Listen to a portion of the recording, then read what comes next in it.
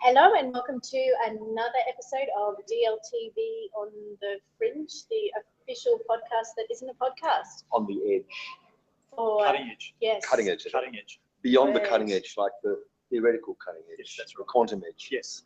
Yes. Anyway, still got bananas. Banana Gate's still a thing. And we're here with Corrie Barclay, who has done our final keynote for DigiCon 15. Definitely. Welcome. Thank you very much. Good to be here. Yeah, now you shared, have had a lot of stories and a lot of local stories. As a not exactly local, but still part, not part, of the broader family. Either, either. Yeah, you know, stuff. Tomato, tomato. I found it really lovely that there's been a focus on local teachers Definitely. within this event, and also the focus on story. And you shared a lot of your story as well, that very big number of 13 years that made me feel a little old. That was my aim. That's what I was going for. Yeah, you made me Yeah. feel old. Just to make people feel old. In terms of your teaching adventure and the place of technology in that. Yeah, for sure. Yeah. So what has been, I guess, the key moments in that journey that have shifted you from the let's go to the IT room and you can play if you finish your work through to the amazing rock star that you are Oh, now? thank you. Oh, thank you. Oh, look, I suppose a large part of that is being, as I spoke about this afternoon, that notion of you know, the kids that we now interact with on a daily basis have changed so much. So those students that I started teaching all those 13 years ago, as opposed to the students that I was engaging with this previous week, have changed so much. The kids, they're still kids, Massively still kids. but the context and the way Yes. they grow up is very Yes, different, isn't it? Definitely. The way they interact with each other, I think, has changed quite differently. The way that they give each other feedback, the way that they collaborate in class, I think, has changed quite considerably. So, and that's been a large part and a large factor on the way that I do things within my classroom, or the classrooms I work with. To try and take that into consideration, because even trying to teach now as the way I perhaps would have taught 13 years ago is vastly different. So, Yeah. I think we've got to make sure that we're catering for our kids. So do you reckon the kids are more resilient with being able to adapt used appropriate? Or that's the role of the teacher to... I don't know about resilience. I wouldn't say kids are more resilient these days. I'd probably say the opposite. Okay. Yeah. I'd probably say the opposite. Fragile. But I do think students are, on the flip side of that, a lot more willing to adapt.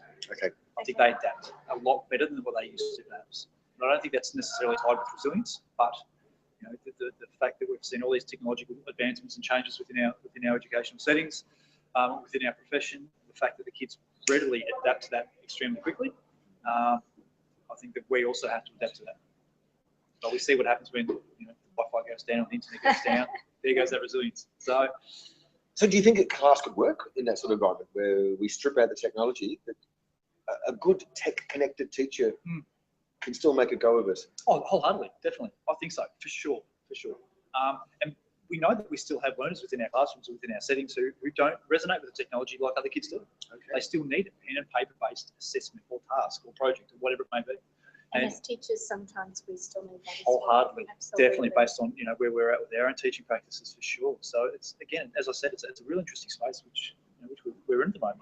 One of the things that was talked about in social media from your session was that we need to get that engagement first, and only then we can fuel the thinking and rev up the learning. I'm kind of curious what kind of strategies you use that you find useful for a student teacher. How do you get that engagement with the technology? Yeah, I think a large part of that comes back down to student voice. So letting students drive a lot of that. I'm a big advocate for that. I think if when you put the learning back in the hands of the students, and again, it doesn't necessarily mean the students get a large say in what you're teaching, because we have a curriculum that we have to cover. Yeah. But the students can definitely have a large part or a large say in how they demonstrate their learning. And I think that's the key. Engagement's a funny thing, and as I mentioned this afternoon, I think students can be engaged in their learning, but not necessarily with their learning. And I think they're two different things. So, and we have to make sure that we're catering for that. We have that in the back of our minds. And sometimes students are good at looking engaged or on task. when Yes, maybe very they're much so. not. Yeah, very much so. So you challenged us with the idea of making learning irresistible. Mm. What's the most successful, the most irresistible lesson that you've done maybe if extra points, if it's crazy, it doesn't have to include fruit. Yeah, but that would be, why yeah. would it? Yeah, it's interesting. Unless it was a makey and you're doing things with bananas. Yes, absolutely. Of course. Bananas are very useful for that. They are indeed, during keynote presentations. That's a really good question. I think some of the lessons that I've taught in those years gone by, where I have given that option to students to use that technology in ways that empower them to demonstrate their learning. You know, we know that we have, and I've certainly had my fair share of teaching reluctant learners, you know, kids who just aren't engaging with the content, or kids who just don't want to be at school. You know, technology has certainly been a bridge for me in getting those kids engaged and getting them doing something in class that isn't, I suppose, for lack of a better word, instructive to the lesson. So if it is something like, you know, students using Minecraft within math to represent geometry and shapes and 3D shapes and that kind of thing is extremely powerful. Depending on, or thinking about the learning that takes place out of that lesson may not necessarily be, the students might not necessarily be learning or meeting the outcomes that I'm expecting them to, but the fact that they're engaged and they're doing something, I think is a small win. So, and with that guidance, you can get them back on track. Exactly right. And then you can bring that learning back into what they're doing. So if they are making 3D shapes within Minecraft, for example, then you can start to build some of that vocabulary, looking at vertices and edges and faces and that kind of thing on top of that. I think which you know, they don't necessarily see because they're playing Minecraft. Yeah. So it's about, again, finding the relationship between those two things, which I think is really, really cool. So to narrow it down to one particular lesson, that's I think about that for weeks. So. But you did say you also did a unit which was focused on a doomsday. Yeah, the doomsday, yeah, definitely. Oh, I love Based on that. the heavens So that that kept was one of yes. your, Yeah, for sure. That was our harmonic. Yes. units ever. So rather than it being just one lesson. Yeah, that was actually Yeah. That was a really powerful unit again because a lot of that learning was driven by the students. Yeah. So they had to do a lot of that investigation, and I really love that concept of teachers not being teachers, but teachers acting as that activator and that facilitator within a particular lesson, and especially when it's involving something like an inquiry unit or challenge-based learning or problem-based learning. The students will drive a lot of that, and they will shape that lesson to be irresistible themselves by taking it in directions that they want to go in, and I think that's very valuable. Did you find it was a bit disruptive to yourself and your own notion of what a teacher is to do something like Definitely, that? because my 4 years of university and my first 2 or 3 years of teaching were teacher at the front, chalkboard, that's it. If I want to engage with the students, they come to me. Yeah. You know? So I'm seeing it, and some of those photos that I've been reflecting on this past week of to put in my presentation are all of me sitting at the front of the classroom in the chair, and the kids are sitting around my feet. You know, how that's changed. You know, I don't have a desk in, you know, like when I had a classroom, there was no desk. I had to go and engage with the kids, and I had to do that conferencing and roving with them, which is much better. It's much more effective. I've always found it difficult to sit still. Well, try being 6'4" and engaging with preps in a prep classroom. Oh That's my goodness, either lying on the floor or my knees under my chin. So, Corey, something I was interested in was a theme that you talked about was dealing with the spectrum of abilities and interest and drive that teachers have. You have people who are working at the cutting edge, those who are kind of leading that, and those who are technology refusers. I'm curious about that last category. That can be very frustrating.